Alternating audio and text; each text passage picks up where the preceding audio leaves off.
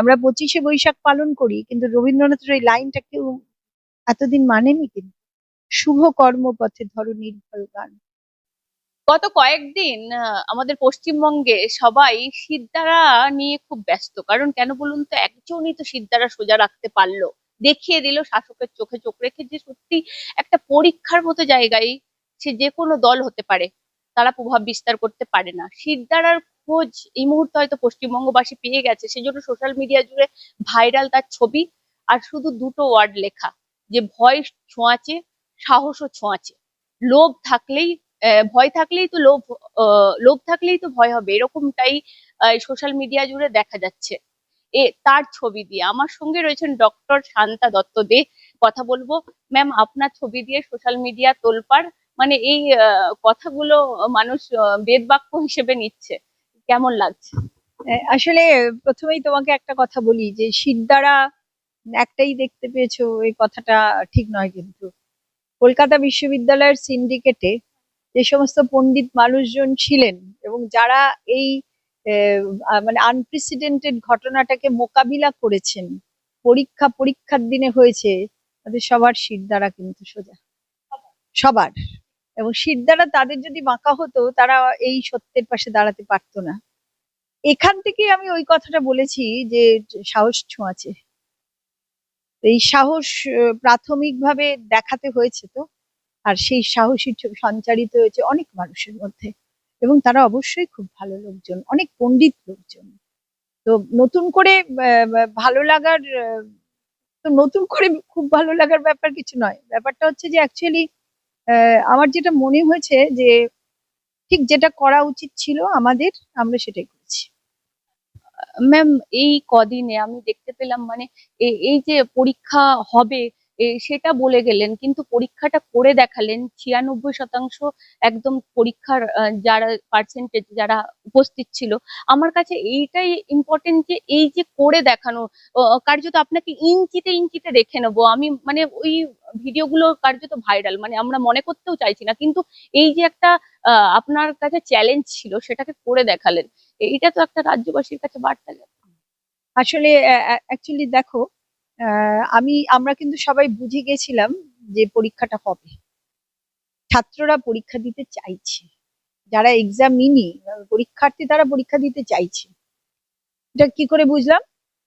আমাদের কাছে পরীক্ষার প্রথম যেদিন এই গন্ডগোলের সূত্রপাত, সেদিন 25টা ছাত্র এসে, ছাত্র কি অছাত্র বলতে পারবো না, তারা এসে নিচে জড়ো হয়, তো জনা পাঁচেক ওপরে উঠে আসে, এবং তাদের যখন আমরা জিজ্ঞাসা করি যে তোমাদের কি পেপার পরীক্ষা, কোন সাবজেক্ট, তাই বলতে পারে না, তার কেমন ছাত্র। আর তারপরে অ্যাপিল করে যে ছাত্ররা চিঠি দিয়েছে, সেটা খুব বেশি হয় 100 হবে, এর বেশি নয়। আর পরীক্ষার্থী তো 30,000, তাই কিরকম পার্সেন্টেজ হয় সেটা?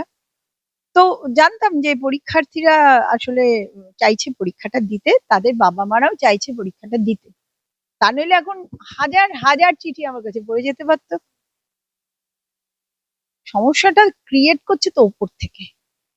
আর ওপর থেকে যেমন আসলে প্রথমে এলো ছেলেরা ওই 25 জন, তারপর এলো সরকার, হায়ার এডুকেশন ডিপার্টমেন্ট থেকে রিকোয়েস্ট যে আপনারা দয়া করে পরীক্ষাটা পিছিয়ে দিন। এবার সরকারি রিকোয়েস্ট কি আসছে, সরকারি রিকোয়েস্ট, দেখো সিএম বলবো না, বলা হচ্ছে যে ম্যাডাম বলেছেন পরীক্ষাটা পিছিয়ে দিন, হ্যাঁ, দেখুন না পারেন কিনা, খুব ভদ্রভাবে রিকোয়েস্ট। কারণ দেখো, আমি যিনি ফোন করছিলেন তাকে আমি তুমি করেই সম্বোধন করে থাকি। বললাম দেখো, এটা তো অসম্ভব, মানে কলকাতা বিশ্ববিদ্যালয় অনেক পরিশ্রম করে এই পরীক্ষা ডেট গুলো করে, আর আমাদের তো মানে অসংখ্য কলেজ না, তা এত কলেজ, এত রকম কারিকুলাম, সিসিএফ চলছে, সিবিসিএস চলছে, 1+1+1 চলছে, তো তার মধ্যে পিজি চলছে। তা এগুলো অ্যাকোমোডেট করাটা কন্ট্রাস্ট ডিপার্টমেন্টের প্রচুর কঠিন কাজ। একটা ইঞ্জিনকে ঠেলে দিলে অন্য বগিগুলো ডিটেলড হয়ে যায়, তো এটা করা যাবে না, বুঝলো, যাকে বললাম সে কিন্তু বুঝেছে। আবার কিছুক্ষণ পরে আবার ফোন, মানে তাকে তো বিরাট চাপ দেওয়া হচ্ছে, তাই না? আবার ম্যাডাম বলছেন প্লিজ যদি পরীক্ষা দিচ্ছি। তখন আমি বললাম যে এটা তো এভাবে হবে না, আমি তো বললাম বারবার করে। তারপরে এলো চিঠি, চিঠিতে as directed to request you, it is directed to request. মানুষটা সেটা কি সেটা পরিষ্কার হচ্ছে না, শুধু ম্যাম বলছেন, ম্যাডাম বলছেন। একদম, it is directed. এখন এই যে ডাইরেক্টেড টু রিকোয়েস্ট ইউ, তো কি রিকোয়েস্ট এই পরীক্ষাটা পিছনে? কেন না ওই দিন তৃণমূল ছাত্র পরিষদের প্রতিষ্ঠা দিবস 28 তারিখ, তাতে রাস্তায় জ্যামজট হতে পারে, ছাত্ররা অ্যাংজাইটিতে ভুগবে, ঠিক এই ভাষাগুলো লেখা আছে, হ্যাঁ? তো তারা ঠিক টাইমে পরীক্ষা দিতে পারবে না, সেই জন্য পরীক্ষা পিছনে রিকোয়েস্ট। আমি তো মানে এগুলো কিন্তু আমার সঙ্গে তখন 1 to 1 হচ্ছে আর কি ব্যাপারটা।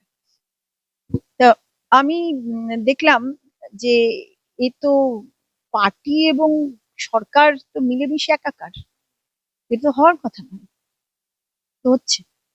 তখন আমি ঠিক করলাম যে বিশেষ চিঠির বিশেষ মর্যাদায় বিশেষ ব্যবস্থা, একটা এমার্জেন্সি সিন্ডিকেট ডাকা হলো। সেই এমার্জেন্সি সিন্ডিকেটে ম্যাটারটা উঠল। সেই দিন ওই এমার্জেন্সি সিন্ডিকেটে 3 জন গভর্নমেন্টের হাই প্রোফাইল লোক ছিল।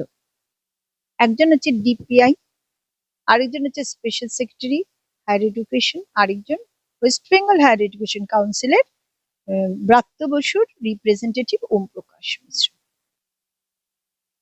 তো তারা কিন্তু এমনিতে মেম্বার বাই চেয়ার, কিন্তু সবসময় আসেন না। ওম প্রকাশ বাবু আসেন, কিন্তু অন্যরা আসেন না, কিন্তু সেদিন এলেন, নীলবাতি গাড়ি করে সবাই এলেন।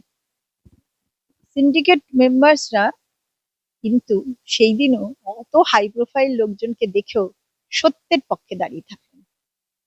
ইউনিক, তারা পরিষ্কার জানিয়ে দিলেন যে 30,000 পরীক্ষার্থী, কত পার্সেন্ট আপনাদের কাছে অ্যাপিল করেছে, যার জন্য আপনারা এই রিকোয়েস্ট নিয়ে এসছেন?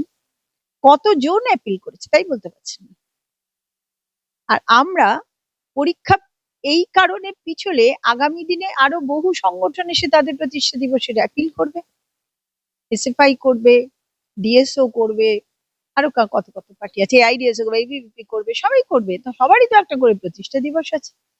সুতরাং আমরা এটা যদি করি, আমাদের কর্ম সংস্কৃতি বা পরীক্ষা সিস্টেমটা ভেঙে পড়বে। আর এটা তো ছোটখাটো কোনো ইউনিভার্সিটি না, এটা বড়, অনেক বড় ইউনিভার্সিটি। 168 বছর পার করেছে এই ইউনিভার্সিটি, অনেক সিস্টেমে কাজ হয়। মোটেও সিন্ডিকেট পরীক্ষার ডেট ঠিক করে না, মোটেও ভিসি পরীক্ষার ডেট ঠিক করে না। পরীক্ষার ডেট ঠিক করার জন্য কতগুলো কমিটি আছে, কতগুলো বোর্ড আছে। তো ব্যাস, ভোটাভুটি হলো, হয়ে দেখা গেল যে পুরো সিন্ডিকেট একদিকে, আর ওই 3 জন নোট অফ ডিসেন্ট দিলেন, কিন্তু বেরিয়ে গেল। তারপরে যথারীতি তাদের মধ্যে একজন ব্যক্তি ওম প্রকাশ মিশ্র, তিনি যৎপরোনাস্তি গালিগালাজ করে চিৎকার করে আমাকে আক্রমণ করলেন, ব্যক্তিগত আক্রমণ, আনঅথরাইজড পিসি অমুক তমুক, সে কথাগুলো আর বলতে ভালো লাগছে না। রেজিস্ট্রার খুব রাগ করলেন, বললেন যে আপনি উনি চেয়ারপারসন অফ দ্য সিন্ডিকেট, আপনি মিটিং এ আসেন আবার তারপরেও বলছেন আনঅথরাইজড, তা আসেন কেন? কথা কাটাকাটি, যাই হোক, আলটিমেটলি বেরিয়ে গেল। আমরা ঠিক করলাম সিন্ডিকেট যখন সিদ্ধান্ত বদল করেনি, তা আমাদের এমএস পরীক্ষা। এরপর সময় যাচ্ছে যত, নানা রকম টুকরো টুকরো চাপ আসতে লাগলো। যেমন ধরো শেষের দিকে 3টে কলেজ চিঠি দিয়ে ফেললো, বঙ্গবাসী, সুরেন্দ্রনাথ ইভিনিং, সুরেন্দ্র মর্নিং। তারা চিঠিতে লিখলো যে আমাদের ছাত্রছাত্রীরা, ওয়েব কোপার মেম্বাররা এবং নন টিচিংরা পরীক্ষায় পার্টিসিপেট করবে না, কেন না 28 তারিখে এই। আমি তো অবাক, পরীক্ষা, আমি একটা কোনো চ্যানেলে বলেছি পরীক্ষা কি পিকনিক নাকি, যে সেখানে পার্টিসিপেট করবে কি করবে না? পিকনিক হলে না ঠিক থাকে যে আমি পার্টিসিপেট করবো না, পরীক্ষায় কলকাতা বিশ্ববিদ্যালয়ের পরীক্ষার ডেট ঠিক করেছে, পরীক্ষায় ছাত্র বসবে, নন টিচিং আর টিচিং স্টাফ সাহায্য করবে, অধ্যক্ষ সেন্টার ইনচার্জ ব্যবস্থা করবে। না, সেটা তো পরের কথা। তখন তো আমরা তো পোর্টালে দিয়ে দিলাম যে পরীক্ষা কন্ডাক্ট করতে হবে আপনাদের, শটান according to decision of the resolution of the syndicate. তারপর এলো, এবার চাপ এলো নিখিল বঙ্গ অধ্যক্ষ পরিষদের, এরা সম্ভবত তৃণমূলের অ্যাফিলেটেড কোনো সংগঠন। তারা একেবারে শটান টিভিতে বলতে বলতে লাগলো, মানে পুরো দেখো সিন্ডিকেট সিদ্ধান্ত নিয়েছে, আক্রমণ কিন্তু ভিসির উপরই চলছে। হ্যাঁ, কারণ আমি লিডার। এটাও শুনেছি, খুব খারাপ লাগছে আমার বলতে, যে বেআইনি রাক্ষসী, মানে এই ধরনের। আসল কথার থেকে শিফট করো না, আসল যে জায়গাটা সেটাকে ধরো। তারপরে আমি নিখিল বঙ্গ অধ্যক্ষ পরিষদের কথাগুলো শুনলাম টিভিতে, বলছে আমাদের অপমান করা হয়েছে, প্রিন্সিপালদের মত নেওয়া হয়নি, প্রিন্সিপালরা কলেজ চালায় ইত্যাদি, আর খুব ক্যাচি ভাবে বলছে, যেগুলো মানুষ কিন্তু নিতে পারে, অ্যাকসেপ্ট করতে পারে। কে জানছে যে মিথ্যে বলছে? আমরা কি কলকাতা বিশ্ববিদ্যালয়ে 140টা কলেজে 140টা প্রিন্সিপালের জনে জনে মত নিতে পারি? প্রিন্সিপালদের রিপ্রেজেন্টেটিভ আছে সিন্ডিকেটে, 3জন প্রিন্সিপাল সেদিন উপস্থিত ছিলেন, এবং খুব বড় বড় কলেজ। তারা তো সর্বসম্মতিক্রমে মত দিয়েছে, তা আবার প্রিন্সিপালদের মত নেওয়া হয়নি, এটা আবার কি জাতীয় কথা? বরং প্রিন্সিপালদের উদ্দেশ্যে আমার বক্তব্য হচ্ছে, প্রিন্সিপালরা ছাত্রদের বোঝাবে, নন টিচিংদের বোঝাবে, টিচারদের বোঝাবে, দেখো এটা ইউনিভার্সিটি পরীক্ষা, পরীক্ষা দেওয়া ছাত্রের গণতান্ত্রিক অধিকার। তা কি প্রশ্ন আসতে পারে, সংগঠন করা কি গণতান্ত্রিক অধিকার নয়? আলবাত অধিকার, সংগঠনও অধিকার। কিন্তু যদি কোইনসাইড করে যায়, মুষ্টিমেয় ছাত্র, বেশি তো না, 30,000 তো নয়, ওই হয়তো অল্প কটা হয়তো সেদিন আটকে যাচ্ছে, তাদেরকে তো এটা বলাই যেতে পারে যে তোমরা পরীক্ষাটা মন দিয়ে দাও, একটা দরকার একটা ব্যাচ করে নাও ওই প্রতিষ্ঠা দিবসে, হলো। আর বাকিরা প্রতিষ্ঠা দিবস করুক, যারা সিনিয়র সিনিয়ররা যাবে, আবার এক্সট্রা যাবে, এক্সট্রা তো দীর্ঘদিন ধরে ছাত্রই থেকে যাচ্ছে দেখছি, তা তারা যাবে, মঞ্চ ভরাচ্ছে, তারা যাবে। তারপরে সিনিয়র আরো আছে, যে এই ইয়ারটার পরীক্ষা তারও সিনিয়ররা আছে, জুনিয়র আছে। তো যাই হোক, অধ্যক্ষ করে তাদের নিজেদের যেটা রোল সেটা করলেন না, তা করলেন না তো কি করা যাবে। আমরা এবার সরকারকে একটা চিঠি লিখলাম যে পরীক্ষা, সরকার হিসেবে সরকারের রাজধর্ম তো পালন করতে হবে না, সরকার তো সবার। আমরা লিখলাম যে আমরা পরীক্ষা নিচ্ছি, আপনারা পরীক্ষার জন্য সব রকম সুবন্দোবস্ত করবেন, রাস্তাঘাট ঠিকঠাক, যেমন বিরোধী পক্ষ আমরা লিখলাম, লাইনটাও লিখে দিয়েছি, যখন স্ট্রাইকের সময় যেমন করেন ঠিক তেমন, এটা লিখে দিলাম। ওনারা উত্তর দিলেন যে আপনারা ইয়েতে চিঠি লিখুন, পুলিশ প্রশাসনকে চিঠি লিখুন। তো আমরা পুলিশ প্রশাসনকে চিঠি লিখলাম, কমিশনারকে লিখেছিলাম, সবকটা সেন্টারের নাম দিয়ে, আইজি এবং ডিজি, তোমার কলকাতা, দক্ষিণ 24 পরগনা, তোমার হাওড়া, হুগলি, পাট পাট করে দিয়ে দায়িত্ব দিয়ে দিলাম ঘাড়ে। উত্তর আসেনি, কিন্তু আমি মোটামুটি কনফিডেন্ট ছিলাম যে পরীক্ষা ঠিকভাবেই হবে, হবেই হবে। সত্যের তো একটা জোর আছে না। ঠিক তাই, পরীক্ষার দিন অনেকে বিনিদ্র রাত কাটিয়েছে, আগের দিনটা আমি বিনিদ্র রাত কাটাইনি। সকালবেলা বাবা মারা সকাল সকাল ছাত্রদের সেন্টারে, কি ইন্টারেস্টিং ঘটনা।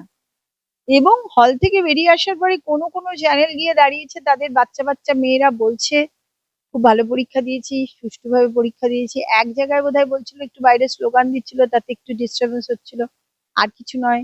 তারপরে বললো যে শান্তা ম্যাডামকে অনেক অভিনন্দন। শান্তা ম্যাডামকে তাহলে চোখেই দেখেনি।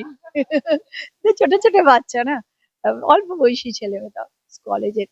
তারপরে তাদের বাবা মারা বলছে কলকাতা বিশ্ববিদ্যালয় করে দেখিয়ে দিল, একদম যেটা করা উচিত সেটা দেখিয়ে দিল কলকাতা বিশ্ববিদ্যালয়। তা দেখিয়ে দিলাম তো ঠিকই আছে, পরীক্ষা নিতেও পারলাম। একটা দৃষ্টান্ত স্থাপন হলো যে সরকার যা বলবে, সরকারের এখতিয়ারের বাইরে গিয়ে যা বলবে তা শুনতে হবে না, একদম শুনতে হবে না সেটা। এখতিয়ারের বাইরে গিয়ে, তার এখতিয়ারের মধ্যে যা আছে সেটা নিশ্চয়ই শুনবো, তার এখতিয়ারের বাইরে গিয়ে পা ফেলছেন, কারণ এটাতেই অভ্যস্ত হয়ে পড়েছেন, কারণ এটার কোনো প্রতিবাদ হয়নি কোনোদিন।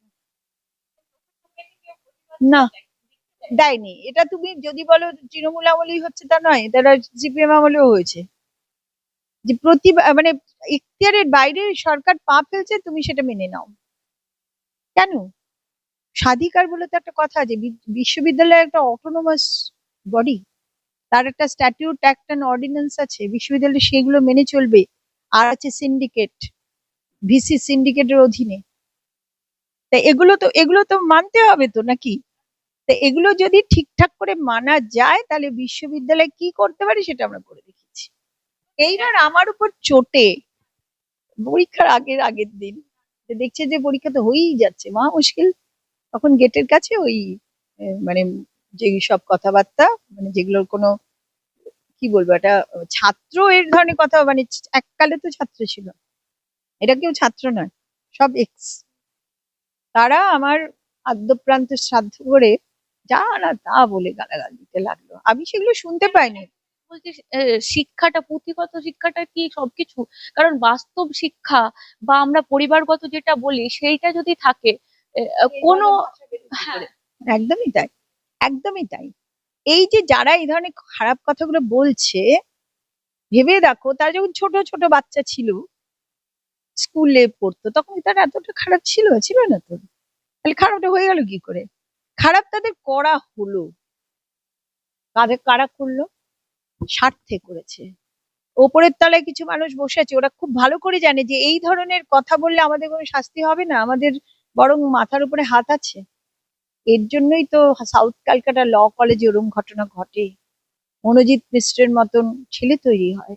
তো এই যে কাণ্ডটা ঘটলো, আমি যদি দেখতাম যে এতে পার্টি লেভেল থেকে সরকারের যে শিক্ষামন্ত্রী আছেন, তিনি অন্তত দুটো বাক্য যদি খরচা করতেন যে যেসব কথা বলা হয়েছে ভিসি কে, তাকে এই ধরনের কথা বলা একেবারেই উচিত হয়নি, তুমি অনেক বেশি অনুচিত কাজ করেছো, তোমার এর জন্য সাজা হবে।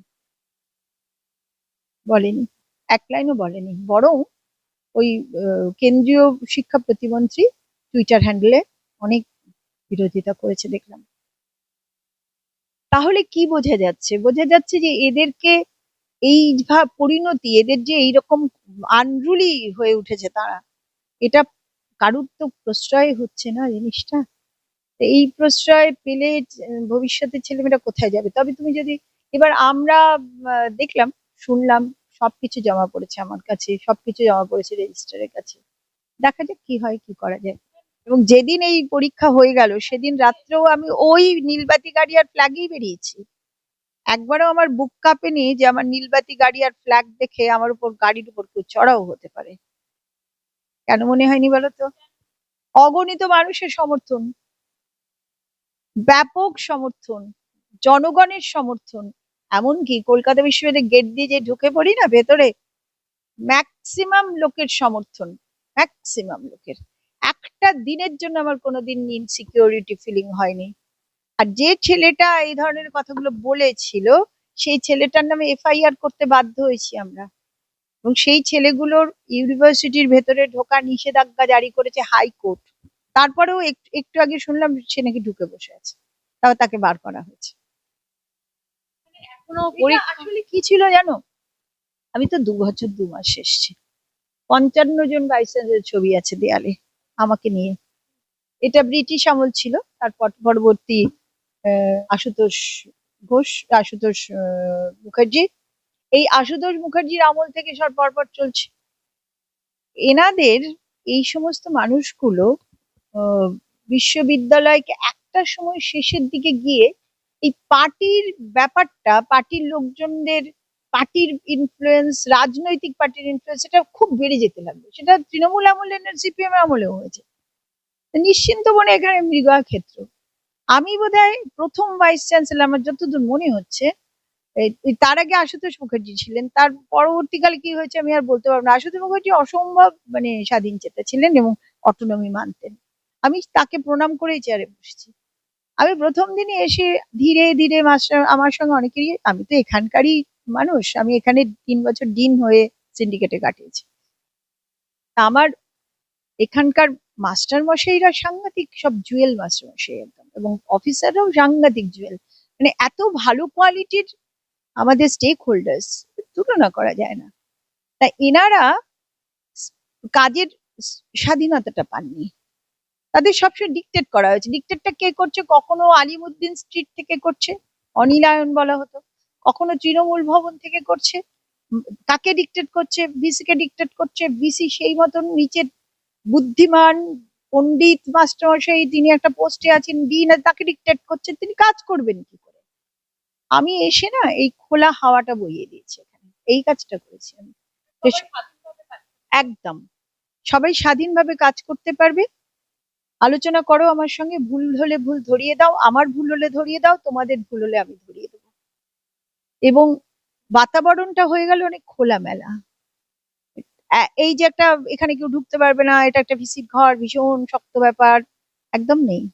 এক টেবিলে এক ঘরে বিভিন্ন জায়গায় পকেট পকেট অ্যাডমিনিস্ট্রেটিভ কাজ হয়, তাই এটা ভিসির ঘরের থেকে বদলে গেল অ্যাডমিনিস্ট্রেটিভ অফিসে, তাই র্যাপিডলি কাজ হচ্ছে।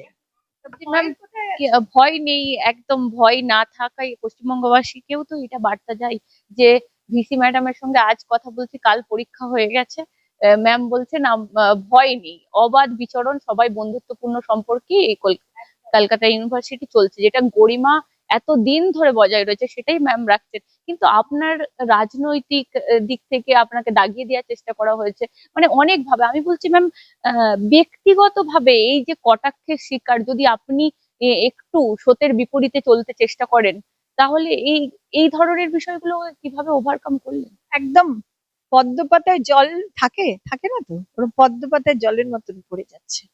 তার কারণ হচ্ছে একেবারে সত্যি সত্যি আমি একজন বিনাইন পার্সন।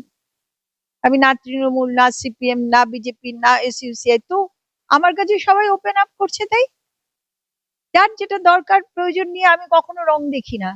কে তৃণমূল আর তাই তোমার কাজ করবো না, আমি যদি সিপিএম হতাম আমি তৃণমূলকে এই তোমাদের কোনো কাজ করবো না, বা আমি যদি তৃণমূল হতাম সিপিএম কে বলতাম এই তোমাদের কোনো কাজ করবো না। আমি তো তা নই। আমি প্রত্যেকের কাজ যুক্তিসঙ্গত হলে সবাই সাহায্য নিয়ে আমরা একটা টিম ওয়ার্কে কাজ করি। কোনো ভালো কাজ কি একা করা যায় বলো? একদম করা যায় না। একদম ম্যাডাম, আমি বলছি যখন আপনার সঙ্গে এই মুহূর্তে কথা বলছি, একটা বিষয় বলতেই হয় যে এসএসসি নিয়ে আপনি জানেন কালকে এই যারা অযোগ্য তাদের লিস্ট প্রকাশ করতে বলে দিয়েছে সুপ্রিম কোর্ট, কালকেই প্রকাশ হচ্ছে। একদম আমি বলি শিক্ষা ব্যবস্থাটা আমরা অনেকেই এখানে, অনেকেই অসংখ্য মানুষ বলবে হয়তো শিক্ষা ব্যবস্থাটা ভেঙে পড়েছে আমাদের রাজ্যের কাজ। একদম ভেঙে পড়েছে। তুমি তুমি ইয়ে দেখেছো, সবাই দেখেছো, হীরক রাজাদের শেষ সিনেমাটা দেখেছো তো? সেখানে মনে আছে রাজা এসে পেয়াদা দিয়ে উদয়ন পণ্ডিতকে তুলে দিয়ে বলছে যে আজ থেকে পাঠশালা নাই, তাই তো? চেতনা, যত পড়াশোনা করবে তত চেতনা আসবে, আর চেতনা আসলেই কিন্তু পরিবর্তন আসে, অ্যানালিসিস করতে শেখে। তাই যত পারো এডুকেশন সিস্টেমের বুনিয়াদটাই ভেঙে দাও, এটাই করা হচ্ছে। তো তত প্রশ্ন করবে। তুমি আজকে যদি তুমি ছোট ছোট স্কুলগুলোতে যাও, মানে যেগুলো গভর্নমেন্ট এডেড, সেই স্কুলে এখন দিদিমণির নাম হচ্ছে খিচুড়ি দিদিমণি, এই নামই ডাকে। আচ্ছা, খিচুড়ি থেকে এখন একটু উত্থান হয়ে হয়তো আধখানা ডিম পড়ে, কোনোদিন একটা ডিম পড়ে, বা কোনোদিন নিউট্রিলা। বাচ্চা স্কুলে আসে খাবার জন্য, খাবার পাবে। সেখানে গ্রামের মানুষরা বলছে যে আমাদের খাবারের দরকার নেই, আমাদের পড়ানোটা হোক বাবা, পড়াটা হোক। অজস্র স্কুল বন্ধ হয়ে গেল, যাও বা যেটুকু বা খিচুড়িও খেত বা আসতো, 8,000 স্কুল। কারণ কি? শিক্ষকরা তো রাস্তায়, শিক্ষকরা তো রাস্তায়। মানে এটা বোধহয় ইতিহাসের সব থেকে বড় ডিজাস্টার, যে শিক্ষিত ছেলেমেয়েরা, যোগ্য শিক্ষকরা রাস্তায়, মারাও যাচ্ছে। আমি মারা যাচ্ছে।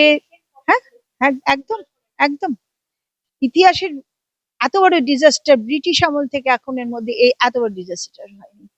সম্পূর্ণ সরকারের দোষে, তো সম্পূর্ণ সরকারের এই দোষে। অবৈধ নিয়োগ, মানে আমি বলছি এই শিক্ষা ব্যবস্থাটা শেষ হয়ে যাক, স্বার্থটা রক্ষা হোক। একদম। আজকে দেখো অলমোস্ট 10 লাখ সিটে 3.5 লাখ ভর্তি হয়েছে, মেডিকেটে আরেকদিন বাড়ানো হয়েছে, 4 লাখ হয়তো ভর্তি হবে। ভাবতে পারছো কোথায় চলে গেল ছেলেমেয়েরা? এতদিন ধরে বসে থেকে বসে থেকে কি করবে কেউ? যাদের অবস্থা ভালো সেসব ছেলেমেয়েরা বাইরে টাইরে চলে গেছে।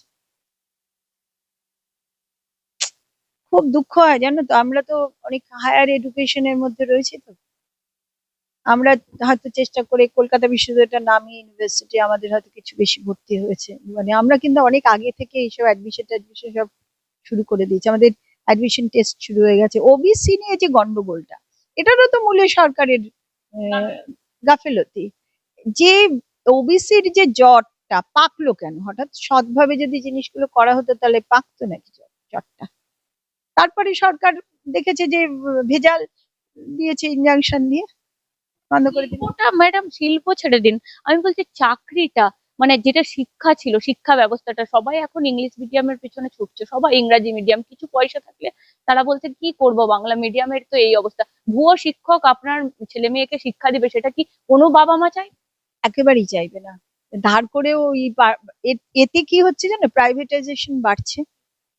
সরকারের দায়িত্ব হচ্ছে বেসিক, তুমি যদি সংবিধান মানো, আমি তো সবসময় বলি যে সংবিধানটাকে যদি আমরা মানি, মানে বাবা সাহেব আম্বেদকরের লেখা সংবিধানের ছত্রে ছত্রে লেখা আছে নাগরিক অধিকারের কথা। আমাদের মুখ্যমন্ত্রী বারবার কথা বলেন, বারবার বলেন, সংবিধান দেখান তো বারবার। কিন্তু পালন করেন কি? বাবা সাহেব আম্বেদকরের সংবিধানের লাইনগুলো কি আছে? বাক স্বাধীনতার কথা লেখা আছে, আছে না? পালন করা হয়? কি লেখা আছে? মানুষের খাদ্য, বস্ত্র, বাসস্থান, চাকরির কথা লেখা রয়েছে। ভিক্ষাবৃত্তির কথা লেখা নেই, 500 ভাতার কথা লেখা নেই, এগুলো লেখা আছে। হচ্ছে সেগুলো তো কোথায় গেল? সাংবিধানিক শপথ নিয়ে যারা সংবিধান মেনে যারা মন্ত্রী হন, তাহলে তারা কি সংবিধানটা ঠিক করে পড়েছেন না মানছেন? তো মুশকিলের বিষয় তো। সংবিধানে প্রত্যেক টেক্সট বুকের সামনে এখন প্রিয়াম্বলটা ছাপা আছে সংবিধানটা। আর খুব, মানে এত ভালো সেই সংবিধান লেখা আছে যে সেটুকু যদি আমাদের দেশ মেনে চলতো, তাহলে এই দুর্গতি তো হতো না। এই যে পশ্চিমবঙ্গের এই শিক্ষা শিক্ষা দুটোই শেষ হয়ে গেছে। স্বাস্থ্যের অবস্থাটা দেখো, একটি মেয়ে প্রাতিষ্ঠানিক খুন হয়ে গেল, তার আজও বিচার হয়নি সঠিক। সবাই জানে কি কি ঘটনা ঘটেছে, সবাই জানে। বিরাট বড় গণ আন্দোলন হয়েছে, গণজাগরণ হয়েছে। শিরদাঁড়ার কথা বলছো, তারাও অনেক শিরদাঁড়া দেখিয়েছে, কিছু হয়নি। সেই সময় যে সেই সময়ের থেকে যদি আরেকটু এখন আসো, তুমি খুব একটা অদ্ভুত জিনিস টিভির পর্দায় দেখতে পাবে। সেটা হচ্ছে ভেজাল ওষুধ। কোন ভেজাল ওষুধ দেখবে? পশ্চিমবঙ্গ ফার্মাসিউটিক্যালস, মানে সরকারের একটা কোম্পানি। সেই ওষুধগুলো কিন্তু গভর্নমেন্ট হসপিটালে খাওয়ানো হয়, রোগ সারে না। এই কথাগুলো কিন্তু ওই মেয়েটি বলেছিল যে মারা গেছে আজ।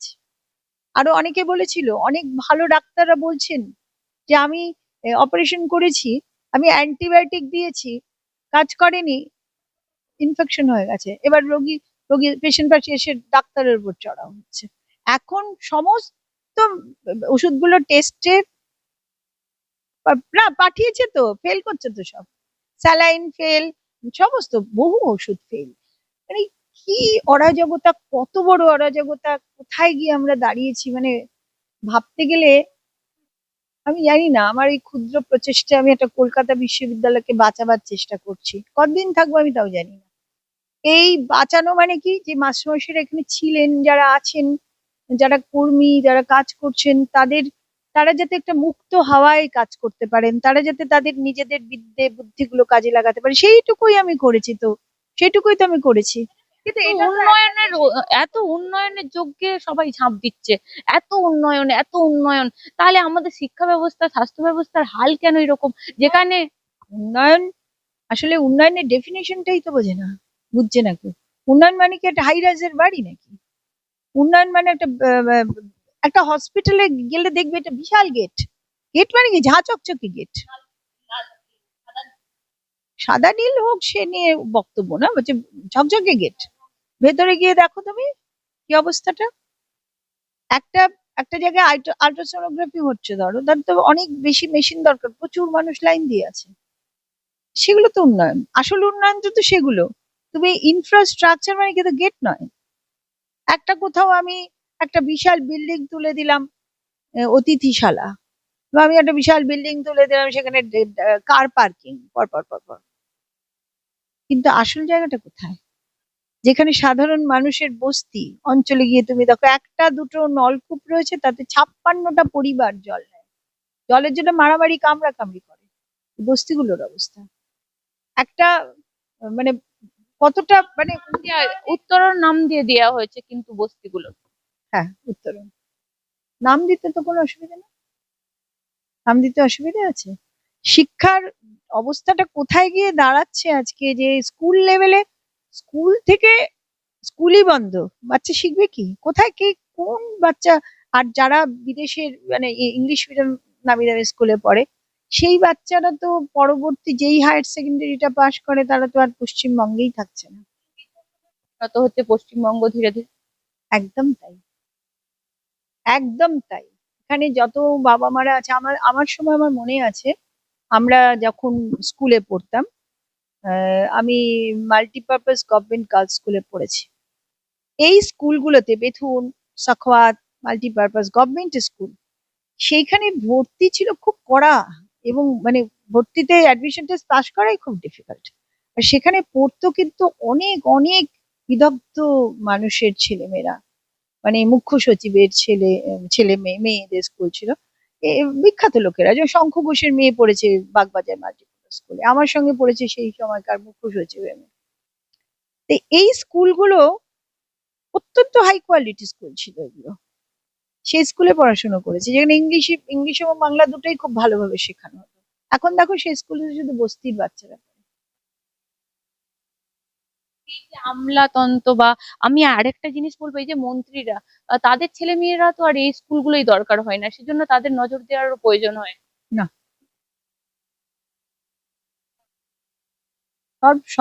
সব জায়গাতেই তাই। আজকে এই যে জেনারেল কলেজগুলোতে, ইভেন এই বছরের ইঞ্জিনিয়ারিং এরও কত ক্ষতি হয়ে গেছে দেখো না। মেডিকেলেরও মাঝখানে বন্ধ হয়েছিল, আবার শুরু হয়েছে। মেডিকেলটা তো বেরিয়ে গেছে, হ্যাঁ হ্যাঁ। আর এই কলেজগুলো যদি আমরা একটু একাডেমিক অডিট করব ভাবছি, জানি না কতটা করতে পারবো। বললাম না, আমি একটা স্থানিকভাবে উন্নয়নের চেষ্টা করছি, একটা স্থানিকভাবে একটা ইউনিভার্সিটি, কলকাতা বিশ্ববিদ্যালয়, একটা আচার্য প্রফুল্ল চন্দ্র রায়ের বিশ্ববিদ্যালয়, মেঘনাদ সাহার বিশ্ববিদ্যালয়, রবীন্দ্রনাথ এখানকার কনভোকেশন অ্যাড্রেস করেছেন, রবীন্দ্রনাথ গান লিখে দিয়েছেন কলকাতা বিশ্ববিদ্যালয়ের জন্য, শুভ কর্মপথে ধরণীর ভয় গান। তো এরকম একটা বিশ্ববিদ্যালয়, সেখানে রাজনৈতিক কার্যকলাপ হবে একেবারে, সেই মানে লিডারশিপ থেকে শুরু হবে, এটা তো কাম্য নয়, একদম কাম্য না। নির্ভয়ে, ভয়কে জয় না করতে পারলে শুভ কর্ম কোনোদিন করা যায় না, এটাই কবি বলে গেছেন। যে সেই বিশ্ববিদ্যালয়ে আমি যতটুকু চেষ্টা করছি, এর বাইরে তো ব্যাপক সমাজ পড়ে আছে, কিছু করতে পারছি না। কিছু করতে না পারার খুব দুঃখ, অক্ষমতা, বেদনা আমাদের সবার ভেতরে আছে। নট অনলি আমি, আমার চারপাশে যারা মাস্টারমশাইরা আছেন না, সবার ভেতরে আছে। আহ, কি বার্তা দেবেন? বঙ্গ টিভির অসংখ্য দর্শক আছে, পশ্চিমবঙ্গবাসীও আপনার একটা যে যেগুলো কোর্ট লাইন হচ্ছে কার্যত, তার বাইরে গিয়ে নতুন কি বার্তা দেবেন? একটা তো তোমায় এক্ষুনি বললাম, শুভ কর্মপথে ধরো নির্ভয় গান, এই গানটা তুমিও জানো, সবাই জানে। এর ব্যাখ্যাটা যে এত চমৎকার, সেটা তো ভাবনি কোনোদিনও বোধহয়, যে তারাও জানে না। শুভ কর্ম, ভয়কে জয় জয় না করতে পারলে শুভ কর্ম করা যায় না। আমি শুধু সেটুকু পালন করেছি তো, এবং আমাদের এখানের মাস্টারমশাইরা এখন সেটাই ভাবেন, সেটা বোঝেন, বুঝেছেন, বহুদিন আগেই বুঝেছেন, কিন্তু মুক্ত হাওয়াটা পায়নি। তাই আমি সব মাস্টারমশাইদের কাছে, এই দেখো আমি দেখতে পাচ্ছি, জানি না অনেক ভিসিরা তো এখন পার্মানেন্ট ভাইস চ্যান্সেলরও জয়েন করেছেন, কিন্তু আমার এই ঘটনা, এই আমাদের কলকাতা বিশ্ববিদ্যালয় যে পথে চললো, শুনছি বিশ্বভারতীতে তাই নিয়ে আলোচনা হচ্ছে, শুনছি দক্ষিণ ভারতে বিভিন্ন, আমার আত্মীয়, আমার ভাইপো আছে দক্ষিণ ভারতে, ডাক্তারি পড়ছে, মানে অনেক ওপরের লেভেলের ডাক্তারি, এখন ডিএম পড়ছে। সে ওদের ওখানে বলছে যে অপারেশন থিয়েটারে মাস্টারমশাইরা ডিসকাস করছে ক্যালকাটা ইউনিভার্সিটির কথা। তো বার্তাটা পৌঁছে গেছে সব জায়গায়, সোশ্যাল মিডিয়ার জগৎ তো, তোমরাই সবাই পৌঁছে দিয়েছো। সেখান থেকে যদি একটা কিছু টার্ন আপ হয়, যে অন্তত শিক্ষিত মানুষরা যদি একটা প্রতিবাদ করে উঠতে পারে, যে না, ঘুরে দাঁড়ায়, একদম ঘুরে দাঁড়ায়, একদম একদম, তাহলে জানি না, যদি এই ডুবন্ত সমাজটাকে, ডুবে কবরে চলে যাচ্ছে যেটাকে ডুবছে, তারপরে আমি যাই।